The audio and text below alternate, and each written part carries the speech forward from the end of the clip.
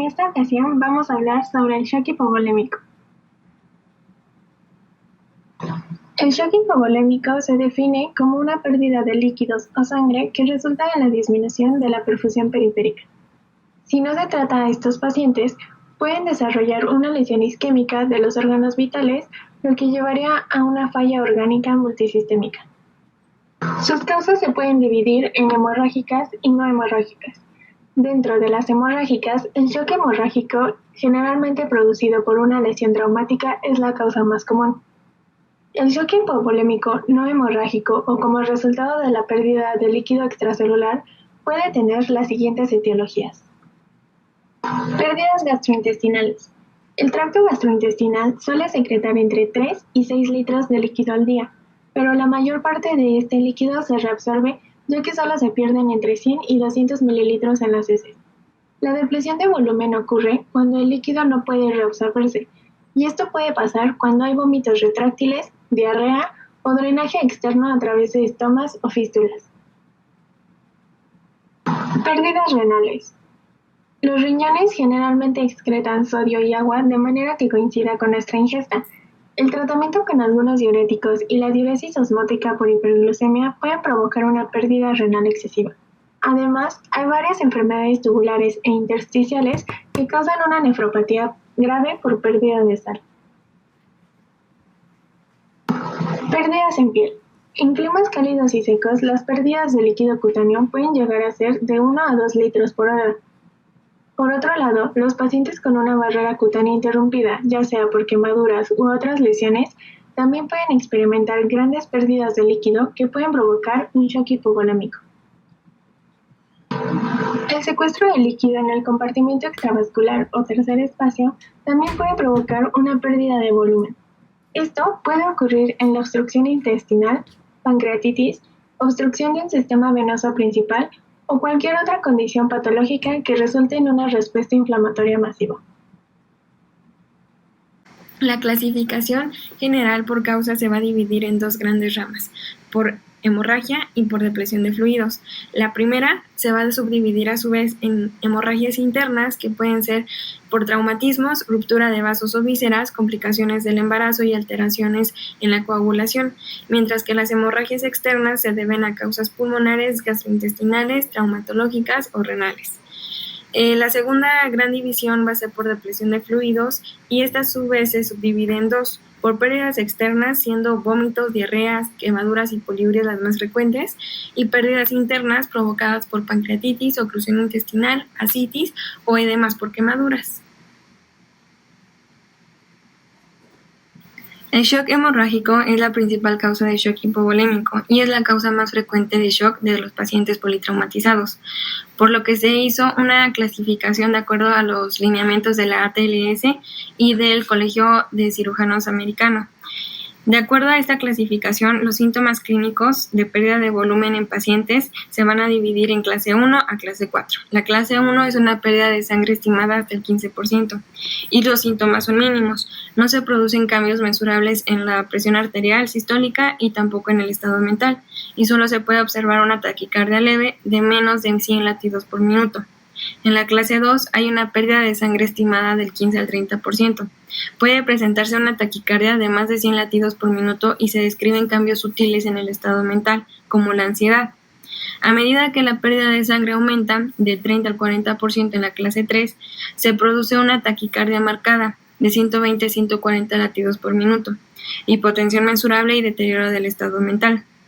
Para la clase 4 existe una disminución adicional del volumen sanguíneo de más del 40% y se caracteriza por una hipotensión significativa, una taquicardia de más de 140 latidos por minuto y un estado mental marcadamente deprimido, lo que puede conducir a una pérdida completa de la conciencia. La fisiopatología del shock. La hipovolemia se debe a una disminución del volumen en el espacio extracelular. Al inicio se compensa parcialmente por la salida de potasio hacia el espacio extracelular, y este mecanismo tiene como objetivo la autocompensación y ocasiona la deshidratación isotónica e hipercalemia, y esto se traduce como una disfunción vascular. Al mismo tiempo, se activan otros mecanismos de compensación con un descenso en la presión arterial, que es inicialmente detectado por los vasoreceptores del arco aórtico y del seno carotídeo, lo que conduce a la activación del sistema simpático, que va a liberar catecolaminas y hormonas como la adrenalina, noradrenalina, angiotensina 2 y hormona antidiurética, con el fin de preservar el gasto cardíaco y permitir una perfusión cerebral y cardíaca adecuada. Una vez instaurado el estado de choque y dependiendo de la vasoconstricción a nivel de la microcirculación, se habla de una funcionalidad disminuida y una hipoxia tisular. En los pacientes con hemorragia, el organismo intenta compensar la pérdida hemática. Cuando disminuye la presión arterial, se envían estímulos tanto a los receptores de distensión del seno carotídeo y del callado aórtico para conseguir 3 efectos principales. Primero, aumentar la actividad simpática por la constricción arteriolar y vascular periférica.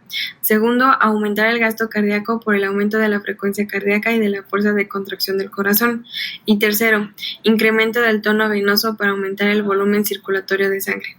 De este modo, la sangre es redireccionada desde las extremidades, el intestino y los riñones hacia órganos más vitales como el corazón y el encéfalo, en los que los vasos se contraen muy poco cuando existe una estimulación simpática intensa. En consecuencia, las extremidades se vuelven frías y cianóticas y disminuye la diuresis y se reduce la perfusión intestinal. Recapitulemos. Primero, la lesión primaria inicial es la pérdida de volumen eficaz circulante. 2. Es un proceso cíclico que una vez desencadenado genera una secuencia de fenómenos, cada uno de los cuales afecta desfavorablemente al siguiente. Y 3. El deterioro del flujo sanguíneo a órganos y tejidos vitales causa suministro insuficiente o distribución inadecuada de oxígeno.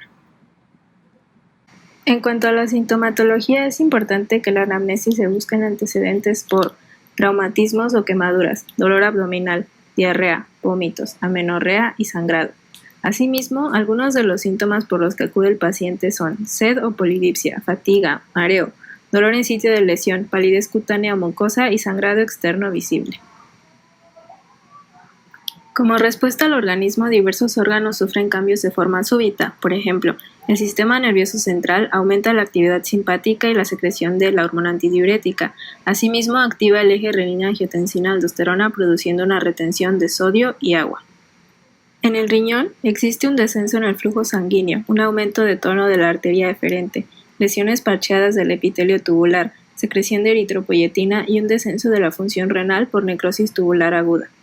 En cuanto a los efectos cardiovasculares, se encuentran una disminución del gasto cardíaco, una elevación de la frecuencia y contractilidad cardíaca y disminución de la precarga y poscarga.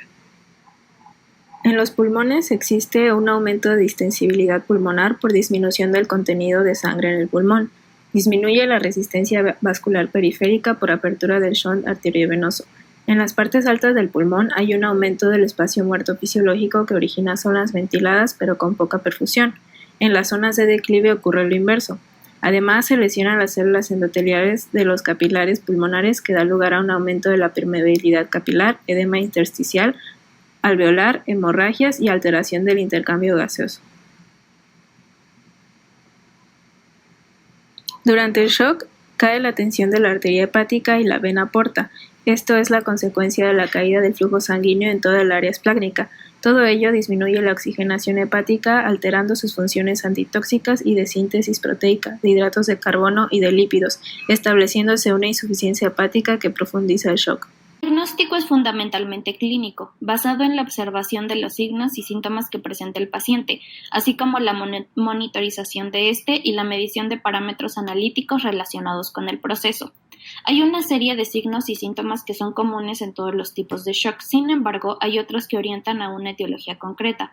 En el shock hipovolémico aparecen hemorragias externas o internas, pérdidas de fluidos por vómito, diarrea, quemaduras extensas o al tercer espacio, como sucede en pancreatitis u obstrucción intestinal.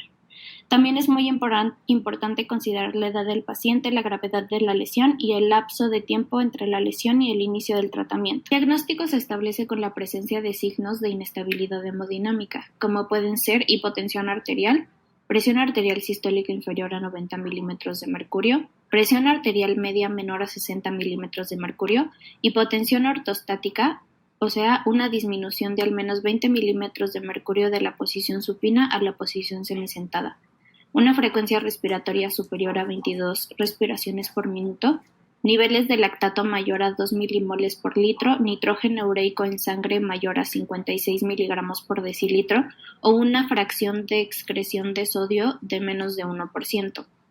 También puede haber signos de hipoperfusión tisular o hipoxia, que incluye una puntuación de coma de Glasgow menor a 12, producción de orina de menos de 25 mililitros por hora, llenado capilar de 3 o más segundos, y cambios vasculares en la piel como piel fría, cianosis y lividez. En esta tabla se resume el grado de hipovolemia y los signos y síntomas esperados. En una hipovolemia leve se espera una taquicardia leve, relativamente pocos signos externos, especialmente en un paciente joven en posición supina. En la hipovolemia moderada puede esperarse una hipotensión postural, taquicardia significativa, taquipnea, intranquilidad y ansiedad. En una hipovolemia severa se espera una hipotensión postural, taquicardia marcada, taquipnea, oliguria, agitación, confusión, alteración del sistema nervioso central. Los exámenes complementarios para el diagnóstico incluyen hemograma, estudio de coagulación, bioquímica básica con glucosa, iones, calcio, urea, creatinina, aspartato aminotransferasa, alanina aminotransferasa, bilirrubina y lactato. Gasometría arterial o venosa, examen de orina, proteína C reactiva y procalcitonina. Consejos para el diagnóstico. Se debe utilizar toda la información clínica, incluyendo la frecuencia cardíaca, presión arterial, perfusión de la piel y estado mental. No se debe enfocar el diagnóstico en un solo síntoma.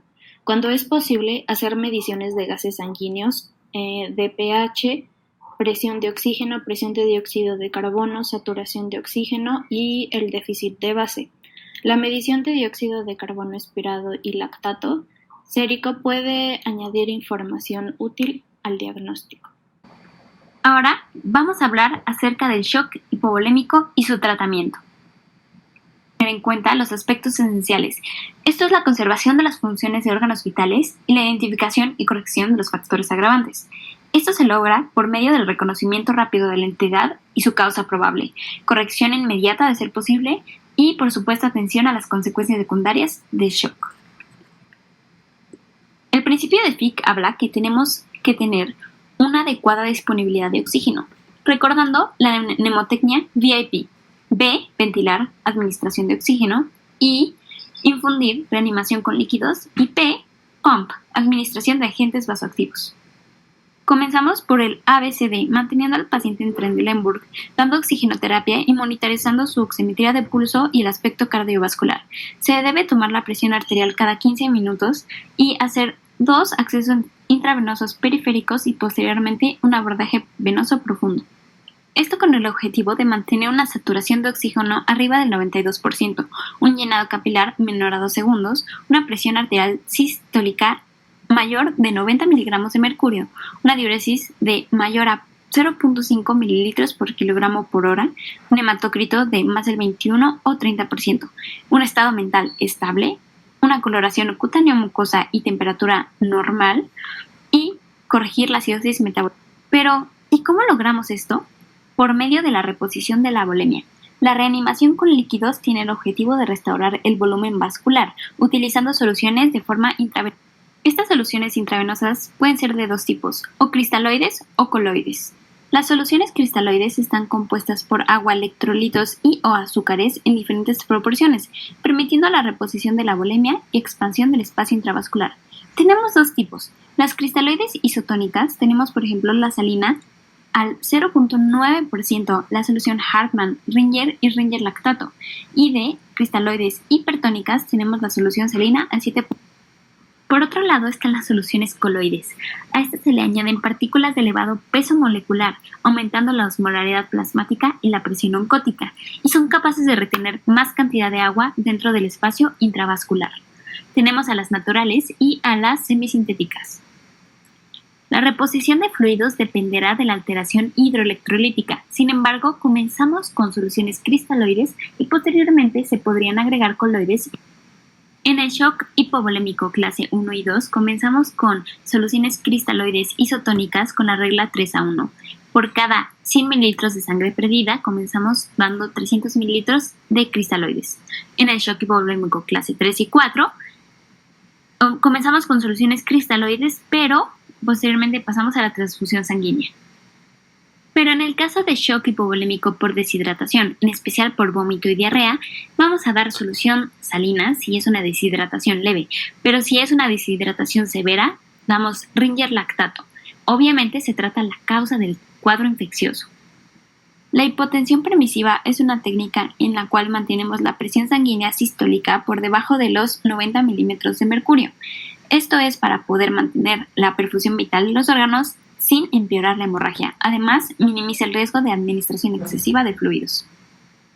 Estos efectos adversos pueden ser varios, pero se asocia en especial la fluidoterapia con la triada de la muerte, trastornos en la coagulación, acidosis e hipotermia. Cuando el shock no responde a tratamiento con fluidos, se puede hacer uso de los agentes vasoactivos. Esto es para elevar el gasto cardíaco, aumentando la frecuencia cardíaca y el volumen circulante con una precarga adecuada. Puede ser con agonistas beta-adrenérgicos o agonistas alfa-adrenérgicos. Por último, nunca olvidar que la adecuada identificación, monitorización y tratamiento de nuestros pacientes durante shock hipovolémico puede evitar repercusiones sistémicas y consecuencias irreversibles que puedan llevar al paciente a la muerte. A continuación presentaremos un caso clínico publicado y revisado por la Universidad Autónoma de Guayaquil, con el objetivo de reforzar los conceptos manejados con anterioridad y conocer una posible presentación del tópico en la práctica clínica. El caso clínico comienza con un paciente varón de 41 años que ingresa a la sala de emergencias del hospital por presentar trauma múltiple por accidente de tránsito. Paciente quien conducía una moto recibe el impacto de un auto liviano en su costado derecho, ocasionando la pérdida de equilibrio y su posterior caída en el lado derecho, arrastrándolo por varios metros desde el lugar del accidente. Es traído en una ambulancia a la sala de emergencias del hospital, en estado consciente, orientado y alerta en tiempo, espacio y persona. Refiere dolor intenso en tórax y región dorsolumbar derecho con múltiples equimosis. Además se encuentra deformidad y edema de muslo derecho que compromete rodilla del mismo lado con intenso dolor. Y a la toma de signos vitales se reportan los siguientes datos. De igual manera, se le toman estudios de laboratorio iniciales en los que destacan una hemoglobina de tan solo 6 gramos sobre decilitro y alteraciones en la urea, tiempos de coagulación, bicarbonato, dióxido de carbono, entre otros. En base a sus estudios, se administran 2 litros de solución cristaloides, 1 litro de gelfocine y 2 unidades de glóbulos rojos concentrados, con lo que el paciente evoluciona con una mejoría en sus parámetros hemodinámicos. A la mañana siguiente, el paciente se halla despierto, orientado, alerta y respondiendo adecuadamente con comandos verbales, por lo que es extubado sin presentar novedad alguna. Pasado el mediodía, el paciente desarrolla súbitamente una disnea de moderada a gran intensidad, diaforético con hipotensión marcada y una frecuencia cardíaca por encima de 140 latidos por minuto. A la auscultación se encuentra una ausencia del ruido respiratorio en el hemitórax derecho, por lo que se toma de inmediato una placa radiográfica anteroposterior de tórax, en que se observa un velamiento total del campo derecho pulmonar. Se procede de inmediato a una toracostomía en el lado afectado con un tubo de 32 French a nivel de la línea medioaxilar en el quinto espacio intercostal, drenando aproximadamente unos 1.800 centímetros cúbicos de líquido hemático. El paciente es llevado de inmediato a la sala de quirófano para una toracostomía exploratoria, donde se evidencia acúmulos de sangre de aproximadamente unos 500 mililitros, lesiones en la arteria mamaria interna derecha, arteria intercostal derecha a nivel de T8 y lesión con sangrado activo en diafragma y parénquima pulmonar, por lo que se procede a la ligación de cada uno de los vasos lesionados. El paciente presenta mejoría en su presión arterial y se toma nuevamente una placa radiográfica de tórax de control, donde se demuestra una reexpansión parcial del pulmón derecho. Y finalmente, al cabo de varias horas, el paciente presenta una mejoría de sus parámetros hemodinámicos. Algunos puntos importantes a destacar es, en primer lugar, que ante una pérdida mayor del 15% de sangre puede desencadenarse alteraciones hemodinámicas con falla multiorgánica. Otro punto es que el estado clínico de nuestro paciente presentó una pérdida mayor al 40% y con manifestaciones clínicas como diaforesis, disnea severa, irritabilidad, alternado con somnolencia, taquicardia e hipotensión marcada, características clínicas propias de un shock hipovolémico de clase 4, que requirió de una intervención urgente. La evolución clínica y su manejo terapéutico al momento del ingreso a la sala de emergencias durante la primera hora debe estar encaminado a tratar con mayor prioridad la administración de fluidos y la búsqueda de sitios de sangrado. De igual manera, se señala que ante pérdidas severas de volumen sanguíneo, esto de entre 630 a 1150 mililitros, la taquicardia y el mareo postural son los síntomas clínicos de mayor sensibilidad, con un 91 hasta 100% de sus casos. Es importante señalar que los valores de hematocrito y hemoglobina en las primeras 6 a 10 horas no reflejan el verdadero cuadro y la gravedad del mismo. De igual manera, una lesión hemorrágica severa puede ocurrir desde el momento del traumatismo hasta horas después de lo sucedido, por lo que es de alta prioridad mantener a pacientes con trauma múltiple bajo supervisión crítica para realizar intervenciones oportunas. Finalmente, presentamos la bibliografía utilizada para la realización de este trabajo.